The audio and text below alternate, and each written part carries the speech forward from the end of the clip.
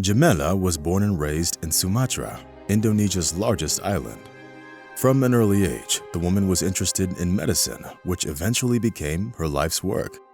Jamala's first patients were cats, dogs, or wild animals brought from the forest by her grandfather, the ranger. It happened when the unfortunate animals fell into traps or snares of poachers and were in dire need of human help. Taking pity on them, Jamala worked day and night to help the wounded animals, trying to alleviate their suffering.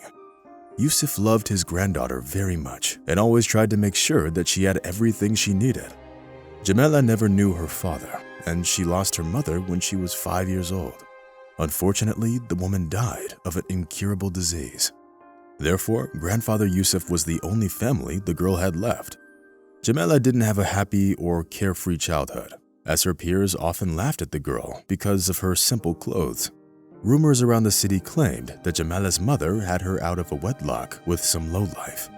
In response, Grandpa Yusuf only shook his head, dumbfounded by how cruel little children could be. When Jamala graduated high school, she decided to pursue her dream and went to med school, which she successfully graduated from years later. The young woman got placed at the emergency medical station, where only the most qualified specialists were hired. Jamala's patients always noted her complacent disposition, professionalism, and kindness, which they felt coming from her heart. One day, as Jamala and the ambulance driver were returning from the call at midnight, they witnessed a small drama unfold right in front of them. The fact was that they were driving near a forest and the driver noticed some large animal in the headlights. It was lying on the road, motionless. "Did someone hit a deer?" Matthias whispered as he stepped on the brakes. "No, it doesn't look like a deer. It's something much bigger," said Jamala, who knew the wild animals of her native island rather well. Matthias didn't even have time to say a word when the doctor had already jumped out of the car. Jamala cautiously approached the unknown animal and saw that it was a bloodied tigress lying on the road. The woman noticed gunshot wounds on her body. Apparently, the animal had come across some ruthless poachers. The sides of the tigress seemed unnaturally round, which is why Jamala took a closer look and realized that the striped tiger was pregnant. When the tigress saw the woman, she tried to roar, but it came out with great difficulty. "Hush, hush, dear. I just want to help you," the doctor whispered, gently touching the predator. "Hey, Jamala, don't get too close to her. She could be dangerous. I think we should call the police or the rangers," said Matthias, who kept a considerable distance from the wounded tigress. But Jamala understood that by the time law enforcement officers or wildlife workers arrived, the bleeding tigress would simply be dead. On top of that, the doctor saw that the predator had already gone into labor. Patting the tigress on the back, Jamala began to whisper kind words to her in order to alleviate the suffering of the unfortunate animal. With the help of the doctor, the wounded predator gave birth to 3 baby tigers. Only one of them was showing signs of life. Jamala picked up the plaintively meowing tiger cub and brought him to his mother's face. Seeing the cub, the tigress gathered up all her strength to raise her head and lick it with her rough tongue. Then a painful cramp passed through the animal's body and her eyes closed for the last time. Holding the orphan tiger cub close to her, Jamala wept softly, feeling her heart break with pity. Then, having somehow pulled herself together, the doctor went back to the ambulance and asked the driver to take her home on his way back to the hospital. "Do you want to keep the cub? You can't do that. It's a wild animal. It belongs in the forest, or worst case scenario, at the zoo." Matthias objected in alarm, but Jamala disagreed, clutching the tiger cub that was trembling with fear. When the woman brought the cub home, her grandfather Yusuf exclaimed in surprise, "Wow, I've seen a lot in my lifetime, but never anything like this." It was a good thing that the man had spent so many years working as a ranger, so he couldn't just leave the poor animal without his help. Yusuf poured warm water into a bowl and, having washed the tiger cub, wiped him dry with a towel. Then the ranger gave the baby milk to drink from a pipette and put him to sleep in a shoebox, lining it with some soft cloth to keep the animal comfortable and warm. "Let him sleep for now, poor fellow. He'll get stronger and then we'll figure out what to do with him," the old man whispered. His eyes were full of tears from the sight of the poor little orphan. "Thank you, grandfather. I knew that you'd understand me," Jamala said and hugged the old ranger. To Yusuf's surprise, the tiger cub quickly recovered and got up on his paws. Jamala loved the fluffy animal with all her heart and named him Raja. The woman and the tiger cub often played together in the yard. The tiger didn't seem like a formidable predator, but rather an ordinary kitten. Grandfather Yusuf understood that the neighbors didn't need to know that they'd been sheltering a real tiger, and thus he kept Raja in the barn. As time went by, the rescued tiger grew up and matured. And despite the fact that Raja was still a playful and affectionate tiger cub, his body was getting bigger and stronger, as befits these big, graceful cats. "You're almost all grown up now. Soon the time will come for you to return to the forest," Yusuf whispered, scratching the tiger behind the ear. The old man realized that Jamala would be against it, since the woman had grown very attached to Raja and loved him with all her heart. Unfortunately, they had to part with the young tiger much sooner than the old ranger and his granddaughter anticipated.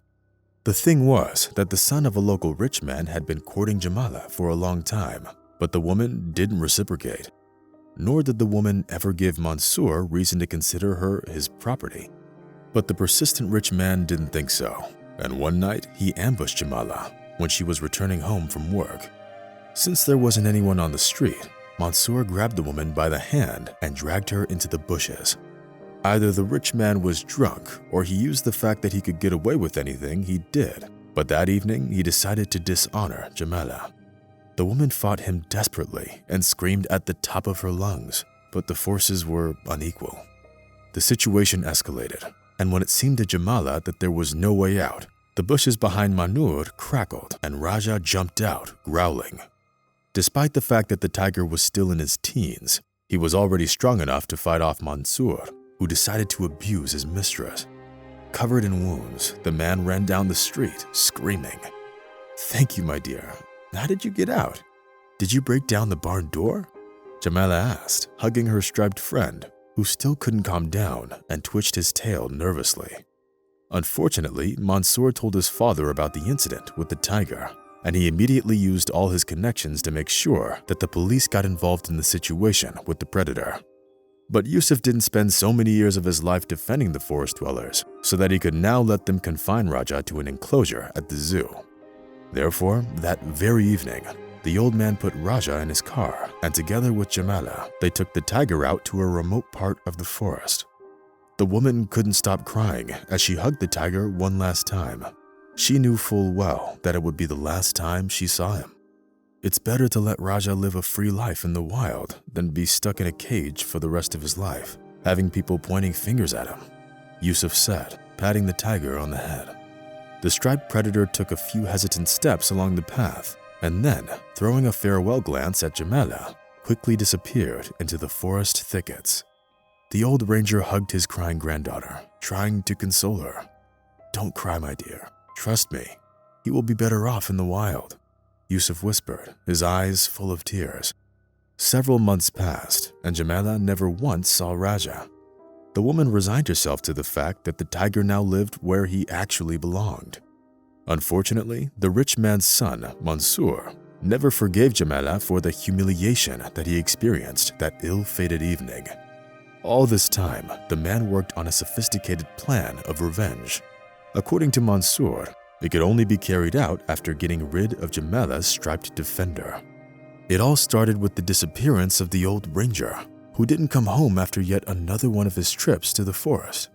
Jamala didn't get too worried at first, since there have been instances when Yusuf stayed in the forest for a day or two before. But when 3 days had passed, the woman realized that the old man was probably in trouble. Understanding that she wouldn't be able to handle the situation on her own, Jamala decided to turn for help to her grandfather's loyal companion, the young ranger, Mario. The man liked Jamala and considered Yusuf to be his mentor, so he volunteered to help.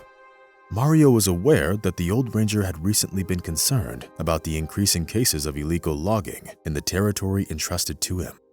Therefore, the young ranger took Jamala on the route her grandfather usually took. The young people had already gone deep into the forest when they were surprised to hear the sound of chainsaws. It could only mean one thing: the old ranger was right. And soon, Jamala and Mario saw a camp of illegal lumberjacks with their own eyes. Looking through the binoculars, the young ranger saw that it was no one else but Mansour, the son of the rich man who was in charge of the felling. And then Jamala saw her grandfather tied to a tree. Now the woman realized why Mansour hated their family so much. They stood in his way of doing his illegal deeds.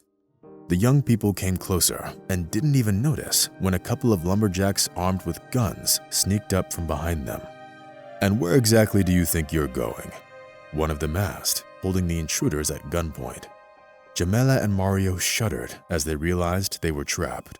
Apparently, the cunning Mansour had hidden patrols on the approach to the camp, which protected him from unexpected visitors.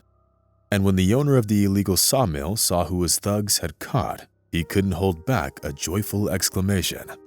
"Who do I see here? Jamala? Well, I guess now I can finish what I started. And then maybe you could have some fun with my guys here," Mansour said with a greasy smile. The lumberjacks grinned, anticipating an interesting afternoon. At this turning point, a huge tiger jumped into the clearing with a formidable roar. It then started attacking everyone around. "It's Raja," Jamala whispered, tears welling up in her eyes. Meanwhile, the screaming loggers dropped their guns and fled. The greedy workers weren't willing to die for Mansour, and therefore the tables had turned, and Jamala and Mario were now in charge of the situation. When the loggers were all gone, Raja went up to his former owner and poked his nose into her hand. Then, looking at the astonished Mario, the tiger disappeared back into the forest in the blink of an eye. With tears in her eyes, Jamala released her grandfather, who got to witness the whole situation. Soon, thanks to the dedication of the rangers, the illegal logging in the region was stopped, and all those responsible for it were punished. But everyone knew that without Raja's help, this wouldn't have even been possible. After all they've been through, Mario and Jamala decided to get married, as they realized that they didn't want to spend any time apart, and their decision made Yusuf incredibly happy. Rumors have it that Jamala and Mario are very happy together and are already expecting their first child. Meanwhile, Raja was probably already starting his own family and is protecting them like we all know he can.